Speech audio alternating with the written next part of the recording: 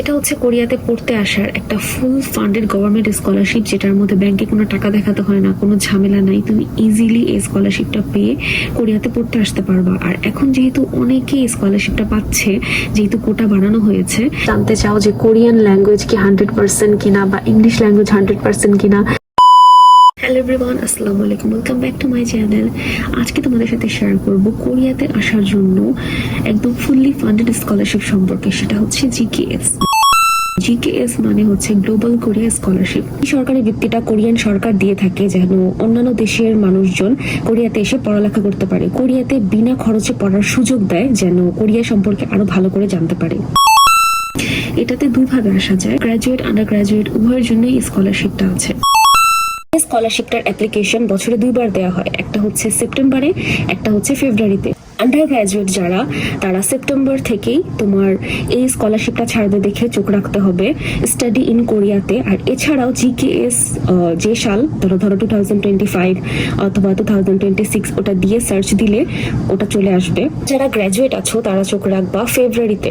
একদম মানে বারবার করে খেয়াল রাখতে হবে যে এই স্কলারশিপটা কখন ছাড়লো, কারণ খুবই কম সময়ের মধ্যে সবকিছু করতে হয়। আর এর আগে অনেকগুলো কাজ থাকে, পেপার অ্যাটাস্টেশন, আরো কি কি কাজ আছে সব আমি তোমাদেরকে বলবো, এগুলো সব কমপ্লিট করে রাখতে হয়। আর এই সরকারি বৃত্তিটা কাদের কাদের জন্য অ্যাভেলেবল? ব্যাচেলার্স, মাস্টার্স, পিএইচডি অথবা যে কোনো রিসার্চ প্রোগ্রামে যদি তোমরা ইন হতে চাও। আন্ডার গ্রাজুয়েট যারা, তাদের এজটা 25 বছরের নিচে হতে হবে। আর গ্রাজুয়েট প্রোগ্রাম যেমন মাস্টার্স, পিএইচডি এগুলো করতে কোরিয়াতে তাদের এজ হতে হবে 40 বছরের নিচে। স্কলারশিপের জন্য আরো অনেক ধরনের ক্রাইটেরিয়া আছে, এখন আমি ইন জেনারেল তোমাদেরকে বলে দিচ্ছি। তারপরে আমি তোমাদেরকে ভিডিওর পরে প্রুফ সহ মানে দেখাবো স্ক্রিনে যে কি কি স্কলারশিপ ক্রাইটেরিয়া আছে। তুমি ব্যাচেলার্স এর জন্য অ্যাপ্লাই করতেছো, তখন সেক্ষেত্রে তোমার এইচএসসির সার্টিফিকেট প্লাস ট্রান্সক্রিপ্ট লাগবে। সেরকমই যদি তুমি মাস্টার্স এর জন্য অ্যাপ্লাই করতেছো, তাহলে ব্যাচেলার্স এর সার্টিফিকেট প্লাস ট্রান্সক্রিপ্ট লাগবে। আর যদি তুমি পিএইচডি এর জন্য অ্যাপ্লাই করে থাকো, সেক্ষেত্রে তোমার মাস্টার্স এর সার্টিফিকেট প্লাস ট্রান্সক্রিপ্ট লাগবে। আর এক্ষেত্রে তোমার প্রিভিয়াস রেজাল্টটা মানে জিপিএটা 80% এর উপরে হতে হবে। তোমরা ফর্ম খেয়াল করলে দেখবা সেখানে লেখা সার্টিফিকেট ট্রান্সক্রিপ্ট, ব্র্যাকেটে লেখা অরিজিনাল। এই অরিজিনাল কথাটার মানে হচ্ছে একদম তোমার অরিজিনালি কপিটা পাঠাতে হবে সেরকম না। তুমি যে কাগজপত্র পাঠাবা তার কোনো কিছুই তোমাকে ব্যাক করবে না, তাই তুমি যদি তোমার অরিজিনাল কপিটা পাঠিয়ে দাও তাহলে তো সেটা হবে না। এখন এই কাগজটাকে কিভাবে অরিজিনাল করতে হবে? প্রথমে হচ্ছে তুমি যে বোর্ড থেকে এসএসসি পরীক্ষা দিয়েছো সেই বোর্ড থেকে অ্যাটেস্টেশন করতে হবে, এডুকেশন বোর্ড থেকে, তারপর এডুকেশন মিনিস্ট্রি থেকে, তারপরে হচ্ছে ফরেন মিনিস্ট্রি, এবং যদি তুমি মেডিকেলে থাকো তাহলে হেলথ মিনিস্ট্রি থেকেও অ্যাটেস্টেশন করতে হবে। তাহলে স্টেপগুলো কি? ফার্স্ট হচ্ছে এডুকেশন বোর্ড, এডুকেশন মিনিস্ট্রি, তারপরে ফরেন মিনিস্ট্রি, যদি তুমি মেডিকেলে হয়ে থাকো তাহলে হেলথ মিনিস্ট্রি, এবং এরপরে হচ্ছে কোরিয়ান এম্বাসি, মানে বাংলাদেশে যে কোরিয়ান এম্বাসি আছে সেখান থেকেও তোমার কাগজপত্রটা অ্যাটেস্টেশন করতে হবে। কোরিয়ান এম্বাসিতে অ্যাটেস্টেশন করতে দেওয়ার আগে তোমার নোটারি করে নিতে হবে। যদি তুমি এই কাগজপত্রগুলো নোটারি না করো তাহলে কোরিয়ান এম্বাসি সেগুলো অ্যাটেস্টেশন করে না। আমি যখন জিকেএস এ অ্যাপ্লাই করি তখন কিন্তু আমি অ্যাপোস্টাইল করাইনি, মানে এখানে একটা কথা লেখা থাকে যে অ্যাপোস্টাইল অর নোটারি বা এরকম কিছু। তো অ্যাপোস্টাইল আমি জানি না, আমি তখন যাদেরকে জিজ্ঞেস করেছিলাম তখন সবাই বলেছে তুমি নোটারি করো, অ্যাপোস্টাইল লাগবে না, মেবি দুইটার একটা করলেই হয়ে যায়। তো আমি কিন্তু ফার্স্ট রাউন্ডে যেহেতু সিলেক্ট হই, তার মানে আমার কাগজপত্র ঠিকই ছিল, তাই আমি নোটারি করিয়েছিলাম, অ্যাপোস্টাইল করাইনি। তাই তোমাদেরকে আমি যেভাবে কাগজপত্র গুছিয়েছিলাম বা আমি কিভাবে কি কিছু ম্যানেজ করেছিলাম এগুলাই তোমাদেরকে জানাবো। আর নোটারিটা তুমি যে কোনো কোর্টে গেলেই ওখানে বললেই হবে যে আমি নোটারি করাতে এসেছি, তখন তোমাকে নোটারি করিয়ে দিবে। যেহেতু আমি কোরিয়াতে আমার মাস্টার্সটা কমপ্লিট করলাম প্রফেসর ফান্ডিং এ, আমি কিন্তু জিকেএস স্কলার না। আমি জিকেএস স্কলারশিপের জন্য অ্যাপ্লাই করেছিলাম, তখন আমি শুধুমাত্র ইন্টারভিউ রাউন্ড পর্যন্ত টিকি, কিন্তু ইন্টারভিউর পরে আমি সিলেক্টেড হই না। এই স্কলারশিপটাতে কোনো অরিজিনাল কাগজপত্র দেওয়া যাবে না, মানে তোমার যে কোনো ডকুমেন্টসই তোমার অরিজিনালটা পাঠানো যাবে না, কারণ সে যে কাগজপত্র তুমি পাঠাবা সেটা আর তুমি ফেরত পাবা না। সেটাকে অরিজিনাল বানানোর জন্য অ্যাটেস্টেশন নোটারি করে দেন পাঠাতে হবে। যদি প্রিভিয়াস কোরিয়ান ডিগ্রি থাকে তাহলে পারবে না। এর আগে এরকম ছিল যে যদি কেউ জিকেএস একবার দিত, মানে ধরো জিকেএস ব্যাচেলার্সে স্কলারশিপ পেয়েছে, তারপর সেকেন্ড সে মাস্টার্সের জন্য ট্রাই করতে পারবে, কিন্তু এবছর থেকে সেটা বাদ হয়ে গিয়েছে। কেউ যদি ব্যাচেলার্সের ধরো পড়তেছে, সে জিকেএস পাওয়া, তাহলে সে মাস্টার্স আর পিএইচডির জন্য জিকেএস অ্যাপ্লাই করতে পারবে না। কোরিয়াতে আসার পরে 1 বছরের জন্য কোরিয়ান ল্যাঙ্গুয়েজ ট্রেনিং আর এর সাথে 4 থেকে 6 বছরের ব্যাচেলার্স প্রোগ্রামটা থাকবে। আর হেলথের ক্ষেত্রে মানসিক এবং শারীরিকভাবে দুইভাবেই ফিট থাকতে হবে। ইউনিভার্সিটি ট্র্যাকে অ্যাপ্লাই করবা নাকি এমবাসি ট্র্যাকে অ্যাপ্লাই করবা? এখন এই দুইটা ট্র্যাকের ডিফারেন্সটা কি? সেটা হচ্ছে ইউনিভার্সিটি ট্র্যাকে তুমি শুধুমাত্র একটা ইউনিভার্সিটি তুমি অ্যাপ্লাই করতে পারবা, আর এমবাসি ট্র্যাকে তুমি 3টা ইউনিভার্সিটি অ্যাপ্লাই করতে পারবা, কিন্তু ট্র্যাকটা হচ্ছে এমবাসি, মানে তুমি বাংলাদেশ থেকে কাগজপত্র কোরিয়ান এমবাসিতে পাঠাবা, মানে বাংলাদেশের কোরিয়ান এমবাসিতে। আর যেটা ইউনিভার্সিটি ট্র্যাক সেটা হচ্ছে ডিরেক্টলি তুমি কাগজপত্র তুমি বাংলাদেশ থেকে ইউনিভার্সিটির অ্যাড্রেসে পাঠাবা। এটাই হচ্ছে পার্থক্যটা। তো আমার সময় আমি তো গ্র্যাজুয়েট প্রোগ্রামের জন্য অ্যাপ্লাই করি মাস্টার্সের জন্য, তখন আমি ইউনিভার্সিটি ট্র্যাকে অ্যাপ্লাই করি, একটা ইউনিভার্সিটি সিলেক্ট করি, সেই ইউনিভার্সিটিতে আমি অ্যাপ্লাই করি। এটা ছিল ইন জেনারেল গ্র্যাজুয়েট এবং আন্ডার গ্র্যাজুয়েট দুই ধরনের রিকোয়ারমেন্ট সম্পর্কে। এখন যেহেতু আন্ডার গ্র্যাজুয়েটের অ্যাপ্লিকেশন ফর্ম এগুলো ওপেন হয়েছে, তাই এখন ওটা সম্পর্কেই বলবো। আর তোমরা আমাকে জানিয়ে দিও যখন গ্র্যাজুয়েট অ্যাপ্লিকেশনটা ওপেন হবে, তখন তোমরা আমাকে জানিয়ে দিলে আমি ওইটা সম্পর্কে ভিডিও বানানোর ট্রাই করব। এখানে প্রথমে সার্চ করে নিব জিকেএস স্কলারশিপ 2025। এটা অনেকগুলো ওয়েবসাইটের মাধ্যমেই এন্টার করতে পারবা, কিন্তু এইখানে যে এই সাইনটা দেখছো গ্লোবাল কোরিয়া স্কলারশিপের, এই ওয়েবসাইটে তোমরা ক্লিক করবা, আর এই ওয়েবসাইটের লিঙ্কটা আমি ডিসক্রিপশন বক্সে দিয়ে দিব। এখন একটা ইন জেনারেল আইডিয়া তোমাদেরকে দিব জিকেএস স্কলারশিপ 2025। এখন দেখো ব্যাচেলার্স ডিগ্রি প্রোগ্রাম আর অ্যাসোসিয়েট ডিগ্রি প্রোগ্রাম, আর এখানে আসার পরে তোমাদের 1 বছরের কোরিয়ান ল্যাঙ্গুয়েজ আর 4 থেকে 6 বছরের ডিগ্রি প্রোগ্রাম থাকবে। কোরিয়াতে পড়তে আসার জন্য এমন এক স্কলারশিপ যেখানে সব ধরনের এক্সপেন্সটাই কভার হবে। আর কি কি এক্সপেন্স কভার হবে তোমাদেরকে এটাও দেখিয়ে দিব। চলে যাই এই স্কলারশিপটা কি কি কভার করবে। এটা মাসে 1 লাখ টাকার মতন করে দিবে, আর এটাতে তোমার কি কি কভার হবে, বাংলা টাকার 1 লাখ টাকার মতন।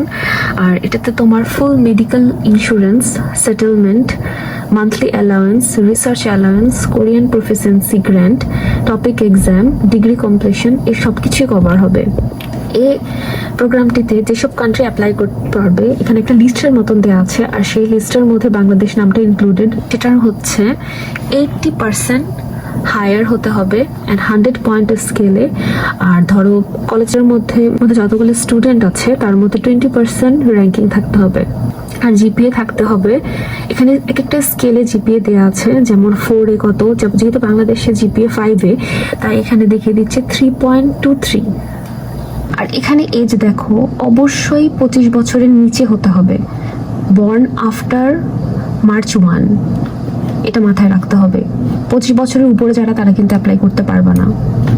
আর এমবাসি ট্র্যাকের জন্য এ দেখো ইন্ডিয়া, পাকিস্তান, বাংলাদেশ, নেপাল এদের সবারই একটা করে কোঠা আছে,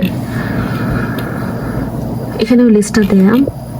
আর এটা হচ্ছে ইউনিভার্সিটি ট্র্যাকের জন্য। ইউনিভার্সিটি ট্র্যাকের জন্য দেখো বাংলাদেশের কোটা হচ্ছে 27টা। আর এটা হচ্ছে অ্যাপ্লিকেশন ফর্ম, এটা কিভাবে ফিল আপ করতে হয় এটা আমি তোমাদেরকে হাতে কলমে দেখিয়ে দিব। এটা হচ্ছে একটা ওভারঅল ইন জেনারেল আইডিয়া দিলাম। আমার সময় কোটা অনেক কম ছিল, আর এখন আমি এখানে দেখতেছি 27টা কোঠা, যদি যেখানে যা লেখা থাকবে সেটাই ঠিক। পরেও যদি কোনো ভুল হয়ে থাকে তোমরা আমাকে জানিয়ে দিও। আর কথা না বলে ডিরেক্টলি চলে যাই যে কিভাবে কোন ইউনিভার্সিটিতে তুমি অ্যাপ্লাই করতে পারবা, বা আর কি কি ফর্ম এখানে দেওয়া আছে সেগুলোতে। GKS scholarship 2025 undergraduate guideline, গাইডলাইনটা ডাউনলোড হয়ে গিয়েছে। এখন যে কথাগুলো তোমাদেরকে তখন বললাম সেই কথাগুলো এখানে দেয়া। তোমরা চাইলে এই গাইডলাইনটা এভাবে ডাউনলোড অপশনে ডাউনলোড করে রেখে দিতে পারো ফাইলে, পরে তোমরা এটা চেক করে নিতে পারবা। আবার একটু দেখিয়ে দিচ্ছি, এখানে যে এমবাসি ট্র্যাকে তুমি মোট 3টা ইউনিভার্সিটিতে তুমি দিতে পারবা ইউনিভার্সিটির নাম। সেটার মধ্যে 2টা ইউনিভার্সিটি হবে এই টাইপ এ, ঠিক আছে, আর একটা ইউনিভার্সিটি হবে টাইপ বি। টাইপ বিটা হচ্ছে যেগুলো সোলের বাইরে, আর টাইপ এটা হচ্ছে যেগুলো সোলের ভেতরে। আর ইউনিভার্সিটি ট্র্যাকে আবার এগুলো কিছু নাই, এখান থেকে একটা ইউনিভার্সিটি সিলেক্ট করতে হবে।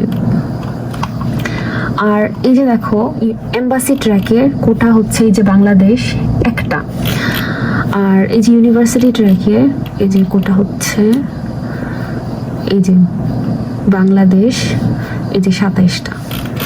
এখন চলে যাই সিলেকশন প্রসিজারে।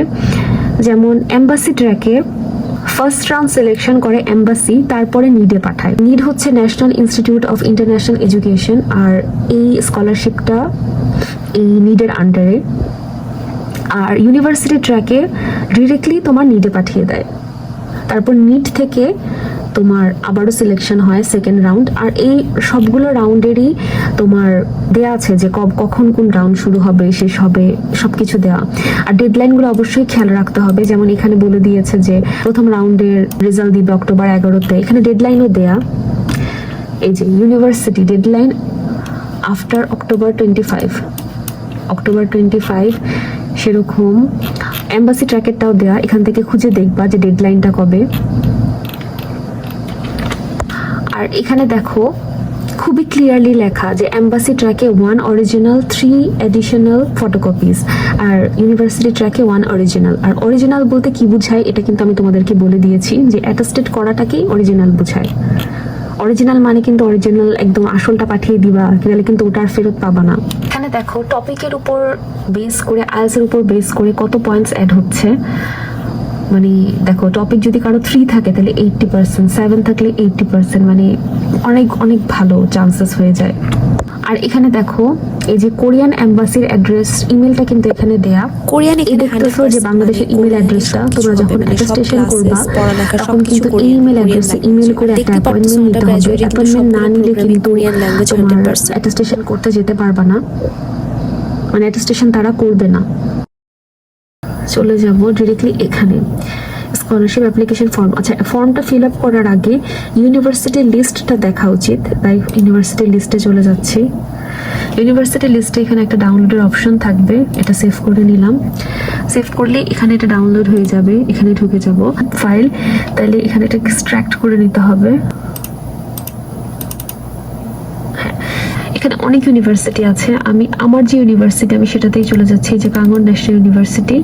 এখানে অনেকগুলা ফাইল দেওয়া আছে, আমি প্রথমে এই ফাইলটাতে চলে যাব, প্রথম ফাইলটাতে, যেটা একটা এক্সেল ফাইল দেওয়া। এখানে ক্লিক করলে সেগুলো ওপেন হয়ে যাবে।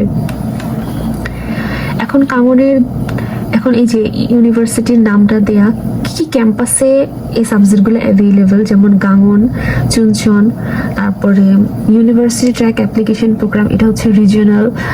তারপরে এখানে কি কি ডিপার্টমেন্ট আছে। আর তোমরা যারা জানতে চাও যে কোরিয়ান ল্যাঙ্গুয়েজ কি 100% কিনা, বা ইংলিশ ল্যাঙ্গুয়েজ 100% কিনা, এইগুলো সব এখানে দেওয়া আছে। যেমন এখানে কোরিয়ান ল্যাঙ্গুয়েজ 100%, এটা হচ্ছে যখন 1 বছরের ল্যাঙ্গুয়েজ যে কোর্সটা করা হবে সেটা করে তোমার টপিক 5 উঠাতে হবে এই ইউনিভার্সিটিটাতে অ্যাডমিশনের জন্য, তুমি যদি এই ইউনিভার্সিটি ট্র্যাকটা সিলেক্ট করো।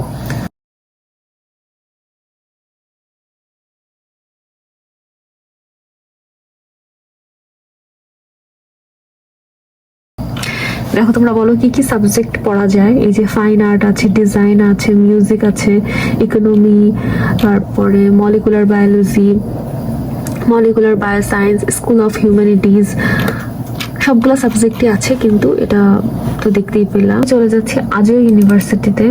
এখন ধরো তুমি এই ইউনিভার্সিটিটা সম্পর্কে জানতে চাচ্ছ, এখন তুমি পিডিএফ এ চলে যাবা, তারপরে তুমি এখানে সব ধরনের ইনফরমেশন পাবা। এখানে প্রথম পেজগুলো এরকম কোরিয়ানে হবে, কিন্তু এরপরে আবার ইংলিশ ল্যাঙ্গুয়েজে থাকবে। এই যে এখানে সব ধরনের ইনফরমেশনস আছে। এখন তুমি ডকুমেন্টস কোথায় পাঠাবা সেই অ্যাড্রেসও আছে, ইভেন ডেডলাইনও আছে। যেমন এখানে দেখো সব দেওয়া, যে তোমার ফার্স্ট রাউন্ডের সিলেকশন কবে হবে, 9-16 থেকে 11-18, আর ডেডলাইনও দেওয়া আছে যে তুমি কবে অ্যাপ্লাই করতে পারবা, কি কি মেজর আছে সব আছে এখানে, যে কি কি সাবজেক্টস অ্যাভেলেবল। আর তুমি ডকুমেন্টসটা কোথায় পাঠাবা, যদি ইউনিভার্সিটি ট্র্যাকে হয় তাহলে তো যে ইউনিভার্সিটিটা সিলেক্ট করবা সেই ইউনিভার্সিটি অ্যাড্রেসে পাঠাতে হবে। যেমন এখানে আমি তোমাদেরকে অ্যাড্রেসটা দেখিয়ে দিচ্ছি, এই যে ওয়্যার টু সেন্ড অ্যাপ্লিকেশন, এই যে অ্যাড্রেসটা দেওয়া আছে, ঠিক এই অ্যাড্রেসটাই তোমার এখান থেকে এভাবে করে কপি করে তারপরে তোমার ওয়ার্ড ফাইলে নিয়ে যেয়ে সেটা প্রিন্ট করে তুমি অ্যাটাচ করতে পারো, অথবা হাতে লিখে অ্যাটাচ করতে পারো, যেভাবে তোমার সুবিধা হয়। এখন চলে যাব আমরা আরেকটা ইউনিভার্সিটিতে, বুসান ইউনিভার্সিটি। এখন বুসান ইউনিভার্সিটিতে দেখি কি কি অ্যাভেলেবেল আছে। এখন দেখো বুসান ইউনিভার্সিটিতে এই দেখো কোরিয়ান ল্যাঙ্গুয়েজ 100%, কিন্তু এখানে আছে কোরিয়ান 50%, ইংলিশ 50%, ওপেন মেজর। আর এটা হচ্ছে সোশ্যাল সায়েন্স, এই সাবজেক্টটা সোশ্যাল সায়েন্স। আরেকটা আছে এই যে এটা আর্টিফিশিয়াল ইন্টেলিজেন্স, কোরিয়ান 50%, ইংলিশ 50%। আচ্ছা, এখানে যেমন টপিক লেভেল 3 অর অ্যাবোভ দেওয়া, সেটা মানে হচ্ছে তুমি যখন মানে 1 বছরের ল্যাঙ্গুয়েজ কোর্সটা কমপ্লিট করবা, সেই ল্যাঙ্গুয়েজ কোর্সটা কমপ্লিট করার পরে তোমার একটা এক্সাম দিতে হবে, টপিক এক্সাম। সেই টপিক এক্সামে যদি তুমি 3 অর মোর পাও, সেক্ষেত্রে তুমি যে ইউনিভার্সিটিটা সিলেক্ট করেছো সেই ইউনিভার্সিটিতে তুমি পড়তে পারবা। এটাই হচ্ছে নিয়ম। তো এখানে যারা পড়তে আসে 3 অর মোর পেয়ে যায়। সো যেহেতু 1 বছরের জন্য এই ল্যাঙ্গুয়েজ কোর্সটা শেখার, তো 1 বছরের সময়টা যথেষ্ট এই ল্যাঙ্গুয়েজটা শেখার জন্য। মাস্টার্স অর সেপ্টেম্বরে এই প্রোগ্রামটা স্টার্ট। তারপর তুমি যদি আরো ইনফরমেশন চাও, এই ওয়েবসাইটে ঢুকে তারপরে তুমি মানে ডিরেক্টলি তুমি সব ইনফরমেশনস পেতে পারবা। এখন অ্যাপ্লিকেশন ফর্মটা ফিল আপ কিভাবে করবা সেটা দেখিয়ে দিব। ক্লিক করলে এখানে অপশন আসবে, তারপরে এখানে সেভ করে দিবা। তারপরে এখানে দেখো ডাউনলোড হয়ে গিয়েছে। এখন আমরা ওপেন করব অ্যাপ্লিকেশনে। আমি এক্স্যাক্টলি কিভাবে ফিল আপ করতে হয় সেটা দেখিয়ে দিব। এখন যে প্রসেসে দেখাচ্ছি সেই প্রসেসে তোমাদের এই ফুল ফর্মটা এভাবেই ফিল আপ করতে হবে। ফিল আপ করে তারপর ডাউনলোড করতে হবে। ডাউনলোড করে প্রথম যে পেজটাতে চেকলিস্টগুলো মার্ক করতে হবে সেটা হাতে দিতে হবে ফুল ফর্মটা কমপ্লিট করার পরে।